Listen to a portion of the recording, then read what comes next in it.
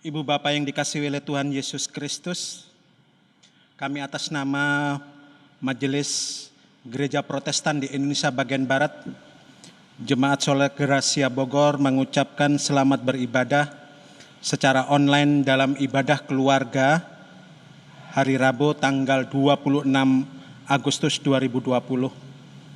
Kami menyambut kehadiran Ibu Bapak sekalian dengan penuh sukacita. Kiranya kesetiaan Ibu Bapa dalam beribadah kepada Allah menjadi ungkapan syukur bagi kemuliaan-Nya serta berkat yang meneguhkan iman Ibu Bapa. Tuhan Yesus Kristus Kepala Gereja memberkati ibadah kita. Dengan kasih yang tak terkatakan, Tuhan telah menjaga dan memelihara kita dari hari lepas hari, sehingga saat ini di masa pandemi COVID-19 ini, Tuhan pelihara kesehatan, sukacita, damai sejahtera masih tetap menjadi bagian dalam hidup kita. Kita beribadah seraya mengucap syukur atas kasih sayang dan penyertaan Tuhan Yesus yang tiada hentinya.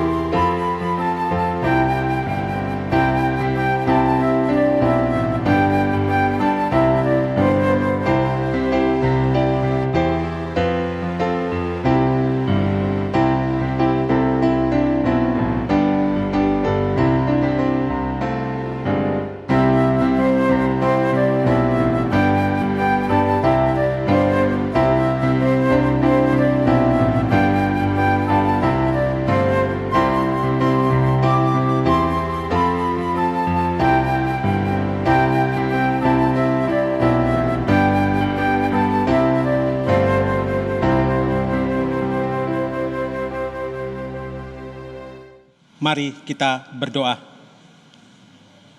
Syukur kami panjatkan kehadirat-Mu yang kudus, ya Allah Bapa, karena kasih setia-Mu kepada kami sepanjang kehidupan ini. Kami bersyukur atas keselamatan yang telah Engkau berikan di dalam Putra-Mu Yesus Kristus, sehingga kami dilayakkan untuk datang menghadap tahta-Mu yang kudus. Kami bersyukur atas pergumulan dalam persoalan yang kami hadapi di dalam keluarga, karena di tengah-tengah persoalan itu kami percaya ada campur tangan Tuhan yang senantiasa menopang, menguatkan kami. Sertailah dan berkatilah hamba-Mu yang sebentar akan menaburkan kebenaran firman Tuhan. Urapi dengan Roh-Mu yang kudus, agar firman-Mu dapat bertumbuh dan berbuah di dalam diri kami, di dalam nama Tuhan Yesus Kristus. Amin. Ibu Bapak yang dikasihi oleh Tuhan, di dalam ibadah keluarga ini, mulai dari sektor 1, sektor 2, sektor 3, dan sektor 4, bacaan kita pada ibadah keluarga hari ini diambil dari Keluaran 21 ayat 26 hingga ayat yang ke-27. Saya mengajak jemaat Ibu Bapak sekalian untuk berdiri, untuk kita akan membaca firman Tuhan di dalam Keluaran 21 ayat 26 hingga 27. Demikian firman Tuhan. Apabila engkau memukul mata budaknya laki-laki atau mata budaknya perempuan dan merusakkannya, maka ia harus melepaskan budak itu sebagai orang merdeka, pengganti kerusakan mata itu. Dan jika ia menumbuk sampai tanggal gigi budaknya, laki-laki atau budak perempuan, maka ia harus melepaskan budak itu sebagai orang merdeka, pengganti kehilangan gigi itu. Hendaklah firman Tuhan dengan segala kekayaannya diam di dalam hatimu dan ucaplah syukur kepada Allah. Ibu Bapak yang dikasihi oleh Tuhan, sebelum memasuki pewartaan firman, saya mempunyai sebuah ilustrasi kecil untuk kita memasuki nats bacaan kita. Beberapa hari yang lalu kita baru merayakan kemerdekaan bangsa kita, Negara Kesatuan Republik Indonesia yang ke-75. Tetapi sebelum kita mencapai kemerdekaan atau menyatakan proklamasi kemerdekaan, bangsa kita mengalami penjajahan yang begitu berat. Karena sebagai bangsa terjajah, kita banyak mengalami penderitaan atau perlakuan dari penjajah yang begitu keji, bahkan tidak berperi kemanusiaan. Satu contoh kecil tentang perbudakan. Ketika kita dijajah oleh bangsa Belanda, kita banyak dilakukan perlakuan yang kasar dan keji untuk melakukan kerja paksa yang kita sebut dengan kerja rodi. Dan pada waktu kita dijajah oleh bangsa Jepang untuk melakukan kerja paksa pun kita disebut juga dengan pekerjaannya adalah kerja romusa. Dan kita tahu bahwa mereka yang memperlakukan para pekerja atau budak-budak dengan tanpa pri kemanusiaan, sehingga kita tahu di dalam Undang-Undang Dasar 45 alinea pertama dituliskan demikian, bahwa kemerdekaan itu ialah hak segala bangsa, dan oleh sebab itu penjajahan di atas dunia harus dihapuskan karena tidak sesuai dengan pri kemanusiaan dan pri keadilan. Kita masuk dalam bacaan nats kita, Ibu Bapak yang dikasihi oleh Tuhan. Pada bacaan kita hari ini di bawah perikop peraturan tentang jaminan nyawa sesama manusia. Melalui Musa, Tuhan berbicara untuk menyampaikan peraturan atau tatanan yang dikehendakinya, peraturan yang melindungi para budak. Menurut Kamus Besar Bahasa Indonesia, kata budak mempunyai arti hamba, abdi, atau orang yang menjadi hamba dari orang lain dan seorang budak itu tidak mendapatkan upah.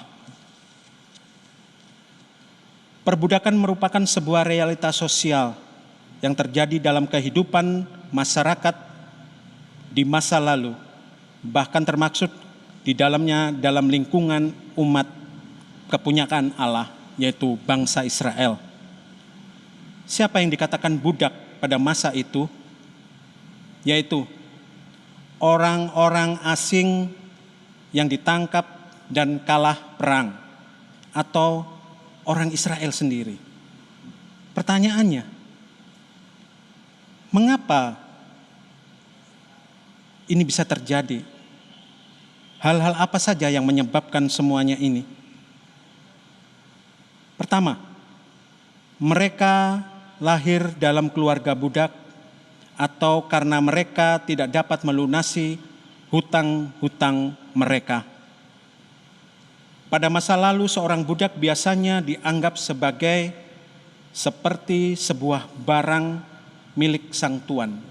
Jadi ketika budak itu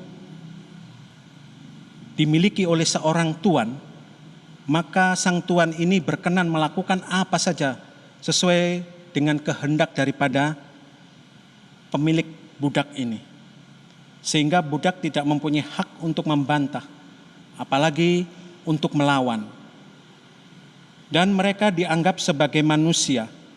Mereka tidak dianggap sebagai manusia karena mereka menjadi kelompok yang rentan terhadap tindakan eksploitasi, kekerasan dan aniaya. Di dalam kumpulan atau komunitas umat Israel, ada sebuah kesadaran bahwa kaum budak adalah juga manusia yang harus diperlakukan dengan manusiawi. Kesadaran ini dilandasi atau didasari oleh pengalaman masa lalu sebagai umat yang pernah diperbudak dengan kejam di tanah Mesir. Ketika umat Israel berada di tanah Mesir, mereka diperlakukan semena-mena oleh bangsa Mesir. Mereka diperlakukan dengan kejam, bahkan mereka harus mengalami hidup yang sangat menderita. Sehingga umat Israel berteriak kepada Allah untuk memohon agar umat Israel ini boleh keluar dari perbudakan di tanah Mesir. Sehingga kumpulan peraturan-peraturan tentang perbudakan ini menjadi sebuah jaminan bagi para budak Ibrani untuk merasakan kemerdekaan. Bayangkan Ibu Bapak, ketika mereka mendapatkan jajahan untuk menjadi seorang budak dengan kekerasan, dengan kekejian dan aniaya, mereka tidak bisa berbuat apa-apa. Sehingga hanya ingin satu kalimat, yaitu merdeka. Artinya mereka ingin bebas dari tindakan kesewenang-wenangan dari sang pemilik. Sebagai seorang pribadi atau manusia, di dalam perikop bacaan ini terlihat dalam kebebasan untuk menikmati kehidupan sebagai orang yang merdeka. Disitulah letak keistimewaan umat Allah, karena mereka harus mempraktekkan kasih dengan sesama tanpa membedakan status dan golongan mereka. Jadi makna yang tertulis di dalam Keluaran 21 ayat 26 hingga 27, seorang budak juga manusia yang diperlakukan dengan baik, bukan menjadi eksploitasi kekerasan dan aniaya, baik budak laki-laki atau budak perempuan. Ketika budak mengalami kekerasan dan aniaya sehingga mengakibatkan mata atau gigi mengalami kerusakan, maka budak tersebut harus mendapatkan status bebas.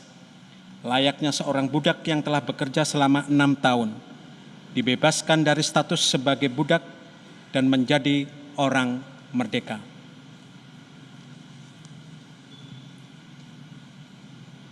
Ada satu gambaran ketika seorang budak bekerja, mereka tidak akan merdeka atau dibebaskan selama mereka belum menjalani pekerjaan mereka selama 6 tahun. Tetapi memasuki tahun yang ke-7, mereka harus dibebaskan. Dan peraturan-peraturan itu menjadi gambaran dari kehidupan umat-umat Israel pada saat itu. Dari apa yang kita dapatkan dari bacaan ini, berdasarkan uraian di atas, aplikasi atau beberapa hal yang menjadi poin renungan bagi jemaat adalah Yang pertama, tuan atau pemilik budak tidak boleh memperlakukan budak sesuai dengan hatinya. Jadi semau yang mempunyai budak ini, pemilik budak ini, apa yang dia suruh A, B, C, D harus dilakukan tanpa memperhatikan keberadaan daripada budak itu. Apakah budak ini sakit, ataukah budak ini belum makan, ataukah budak ini dalam kondisi yang memprihatinkan, dia tidak mau tahu. Sebab setiap apa yang harus dia lakukan, dia harus tetap lakukan. Tidak boleh ada kata bantahan sebagai seorang budak. Seorang tuan atau pemilik budak tidak boleh memperlakukan budaknya dengan semena-mena. Adanya hak-hak asasi manusia, HAM, menurut kita memperlakukan tenaga kerja, baik tenaga kerja rumah tangga, asisten rumah tangga, atau pekerjaan, atau di perusahaan-perusahaan, pegawai-pegawai, tidak sebagai budak belian, mereka harus dianggap sesama manusia. Jadi ketika saudara diberkati oleh Tuhan, mempunyai berkat bagi sesama, Tuhan memberikan kekuasaan bagi saudara untuk memiliki pekerja-pekerja yang banyak,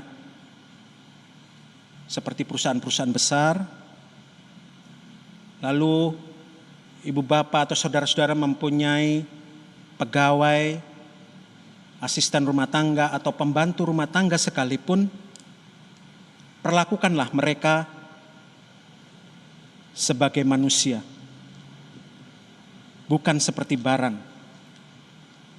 Dan yang kedua, kepedulian dan pengharapan mesti diberikan kepada mereka.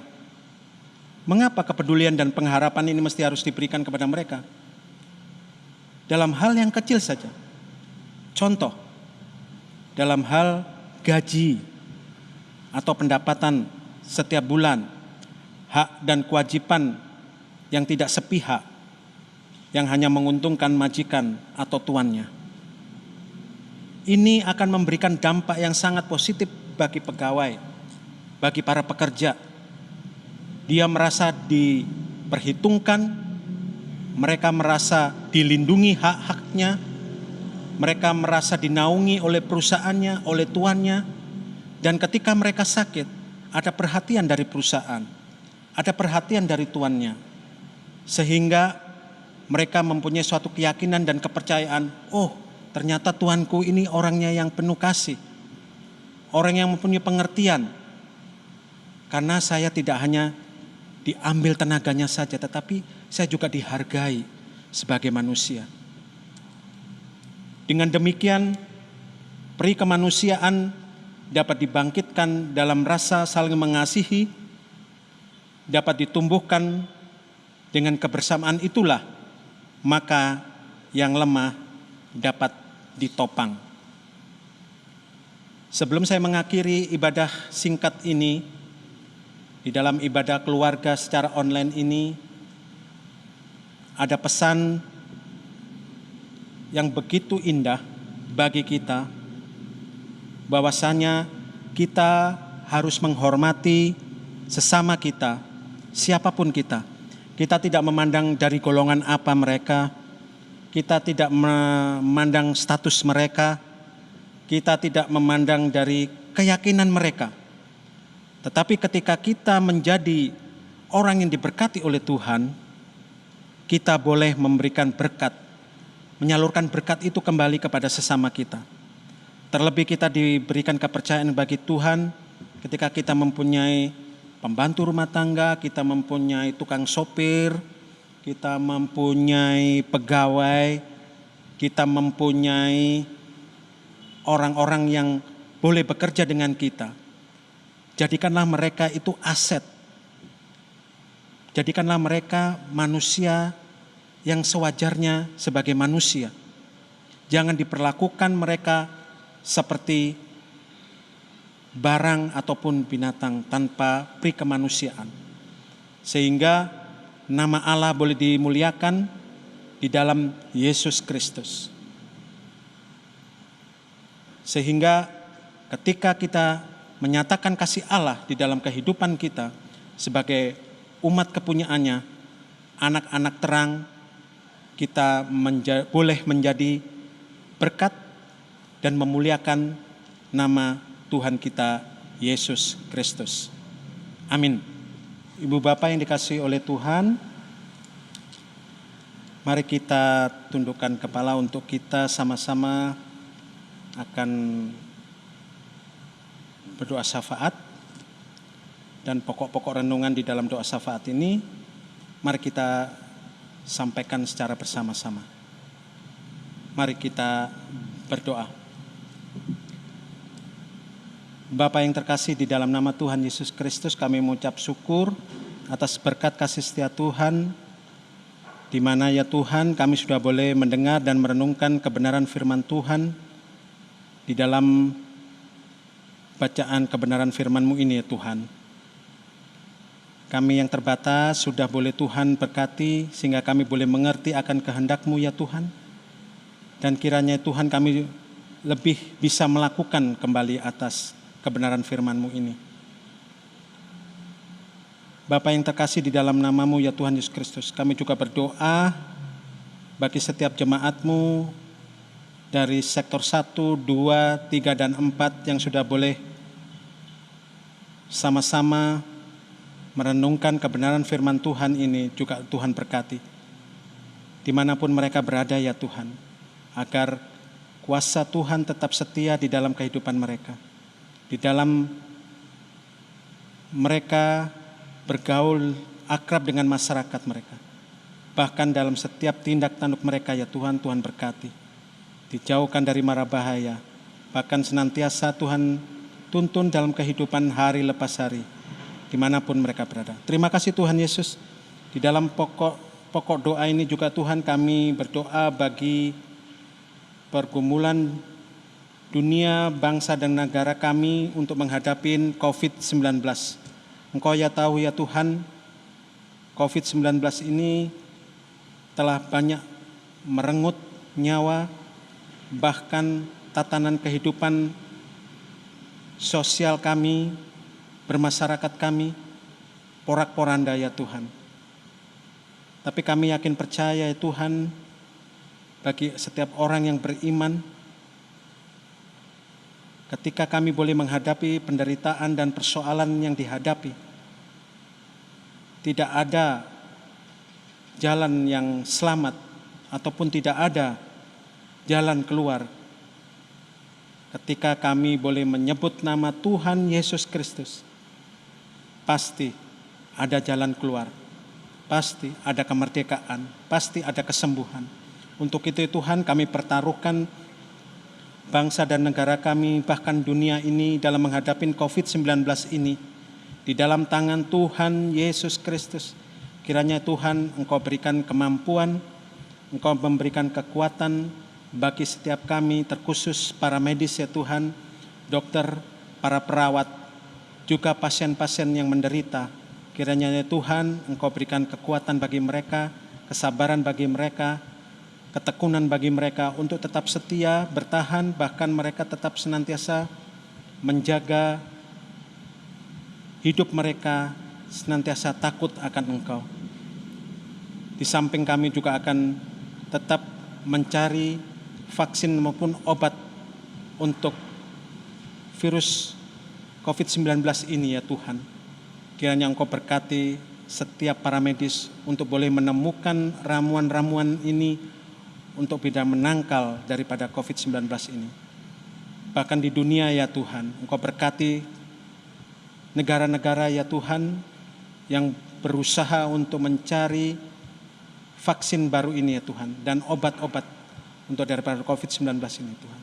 Kiranya Tuhan berkati, Tuhan sertai, sehingga pandemi COVID-19 ini boleh berlalu, bahkan boleh hilang, bahkan dimatikan dengan kuasa-kuasa daripada Tuhan melalui anak-anak-Mu ya Tuhan. Terima kasih Tuhan Yesus. Berkati juga para pemimpin bangsa negara kami, mulai dari Bapak Presiden dan Wakil Presiden, juga para menterinya ya Tuhan. Engkau berkati dalam menjalankan tugas tanggung jawab mereka.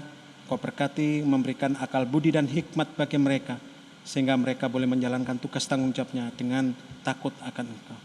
Kami juga berdoa bagi persekutuan, pelayanan dan kesaksian gereja, terutama yang mengalami penghambatan dan perusakan. Kiranya Tuhan, Engkau boleh hadir di tengah-tengah kehidupan mereka. Engkau boleh memberikan kekuatan, sukacita, damai sejahtera bagi mereka, agar mereka tetap taat dan setia, tidak melakukan hal-hal yang tidak berkenan di hadapan Tuhan. Biarlah Engkau sendiri yang menjawab, bahkan Engkau memberikan kelegaan, penghiburan bagi saudara-saudara kami yang mengalami penderitaan di dalam pengurusan penghambatan gereja ini Tuhan. Dan Engkau bukakan mata hati bagi kami untuk tetap memandang Engkau sebagai Allah dan sumber kehidupan kami, sehingga kami tetap bersukacita walaupun di dalam tekanan-tekanan. Bapa yang terkasih, kami juga berdoa bagi pembangunan rumah ibadah, khususnya GPIB Jemaat Sola Gracia Bogor, yang saat ini merindukan untuk hadirnya rumah ibadah, untuk kami boleh beribadah bersama-sama dengan jemaat-Mu ya Tuhan. Apapun ya Tuhan yang telah kami lakukan, dengan tidak putus-putusnya kami memohon berkat daripada Tuhan untuk memberikan kekuatan, kesabaran bagi kami, untuk kami tetap setia menanti jawaban Tuhan. Dan ketika itu boleh terjadi penghambatan, bahkan kesulitan-kesulitan bagi kami dalam pengurusan rumah ibadah ini, kiranya Tuhan Engkau hadir di tengah-tengah kami, agar kami boleh dikuatkan, bahkan disejukkan untuk tetap senantiasa bersabar menantikan kebenaran, bahkan jawaban daripada Tuhan. Terima kasih Tuhan Yesus. Kami juga berdoa bagi saudara-saudara kami yang saat ini mengalami duka cita. Keluarga Simamora Purba, di mana telah berpulangnya ke rumah Bapa di sorga Ibu Nyonya Simamora Boru Napitupulu, orang tua dari Bapak Simamora Purba. Kiranya Tuhan Engkau berikan kekuatan, Engkau berikan penghiburan dan ketabahan bagi keluarga besar, keluarga Simamora Purba, agar mereka tetap setia dan tetap bersukacita di dalam nama Tuhan Yesus Kristus. Karena Ibu T. Simamora Boru Napitupulu telah berpulang kepadamu ya Tuhan. Dan kami yakin percaya sebagai orang yang beriman, ketika orang berpulang di dalam nama Tuhan Yesus Kristus, Engkau memberikan tempat yang indah, di mana tidak ada lagi sakit penyakit, tidak ada lagi gertakan gigi, bahkan penderitaan, tangisan pun tidak ada. Yang ada adalah bersukacita memuliakan nama Tuhan. Itulah pengharapan kami Tuhan. Terima kasih Tuhan Yesus. Kami juga berdoa bagi saudara-saudara kami yang lanjut usia, janda, duda, yatim piatu, bahkan orang-orang yang tertinggal jauh dari keluarga, bahkan juga orang-orang yang terbuang dari lingkungan masyarakat. Kiranya Tuhan Kau memberikan penghiburan, sukacita bagi saudara-saudara kami ini, agar tetap mempunyai satu pengharapan dan mereka tidak ditinggalkan sendiri ataupun menjadi yatim piatu. Tapi karena kami mempunyai Allah yang hidup, Allah yang memberikan kekuatan, Allah yang memberikan penghiburan, yang sakit diberikan kekuatan, kesembuhan, bagi kami yang menderita diberikan penghiburan. Itulah Engkau ya Tuhan Yesus. Terima kasih. Kami juga berdoa bagi saudara-saudara kami yang dalam studi, tugas belajar, melamar ataupun tes pekerjaan dan dinas di luar daerah. Kiranya Tuhan Engkau berikan akal budi dan hikmat bagi saudara-saudara kami ini untuk tetap bertekun dan berpengharapan di dalam Tuhan Yesus Kristus, dan takut akan Engkau sebagai Allah dan sumber hidupnya, sehingga mereka tetap menyatakan pengharapannya hanya kepadamu, sehingga ketika mereka boleh menghadapi segala pergumulan, mereka mampu untuk menyelesaikannya. Terima kasih Tuhan. Kami juga berdoa bagi Ibu Pendeta bersama keluarga. Kiranya Tuhan berkati, dijauhkan dari sakit penyakit, bahkan mara bahaya. Engkau berikan kekuatan bagi Ibu Pendeta untuk tetap setia melayani Engkau bersama para majelis, penatua dan diaken sebagai teman sekerja pendeta, agar kami boleh bersinergi dengan baik juga bersama jemaat-Mu untuk melaksanakan tugas tanggung jawab kami dengan penuh sukacita dan tuntunan kasih setia Tuhan. Tuhan Yesus, kami juga berdoa bagi setiap kami yang saat ini merindukan hal-hal yang kami tidak tahu apa yang mereka harapkan di dalam kehidupan mereka. Apakah mereka menginginkan pekerjaan, ataukah mereka menginginkan jodoh, ataupun menginginkan hal-hal yang baru dalam hidup mereka, dijauhkan dari mara bahaya, menginginkan satu kesembuhan. Kiranya Tuhan melalui tangan-Mu yang agung dan kuasa itu, Engkau menjamah mereka sehingga mereka boleh dipulihkan, mereka boleh disegarkan, bahkan mereka mendapatkan berkat yang berasal daripada Tuhan, sehingga mereka boleh bersukacita memuliakan nama Tuhan, karena apa yang menjadi harapan mereka boleh terkabulkan. Inilah ungkapan syukur kami yang jauh dari sempurna ya Tuhan. Kami serahkan segala kekurangan kami di dalam doa ini, hanya kami alaskan di dalam nama Tuhan Yesus Kristus yang telah mengajar kami berdoa. Bapa kami yang di sorga, dikuduskanlah nama-Mu, datanglah kerajaan-Mu, jadilah kehendak-Mu di bumi seperti sorga. Berilah kami pada hari ini makanan kami yang secukupnya, dan ampunilah kami akan kesalahan kami, seperti kami juga mengampuni orang bersalah kepada kami. Dan jangan membawa kami dalam pencobaan, tetapi lepaskanlah kami daripada yang jahat, karena Engkau yang punya kerajaan dan kuasa dan kemuliaan sampai selama-lamanya. Amin. Saudara-saudaraku yang dikasihi oleh Tuhan, sebelum kita menyelesaikan ibadah keluarga ini, perkenankan saya untuk menyampaikan amanat pengutusan. Ketika kemerdekaan Indonesia telah diproklamirkan 75 tahun yang lalu, kemerdekaan telah kita rasakan. Tetapi di masa pandemi COVID-19 ini, kita masih harus berperang, berjuang melawan virus ini, agar kita dapat berjuang bersatu, sehingga kita dapat terbebas dan menjadi merdeka dari COVID-19 ini. Ada 3 hal yang untuk kita terhindar dari COVID-19, yaitu yang pertama, memakai masker, cuci tangan, dan jaga jarak. Kiranya Tuhan Yesus Kristus menyertai saudara-saudara, jemaat Tuhan. Marilah berdiri, pergilah, dan tetaplah setia dalam pengharapan kepada kasih setia Tuhan yang menjadikan berkat, seperti Tuhan juga memberkati kita.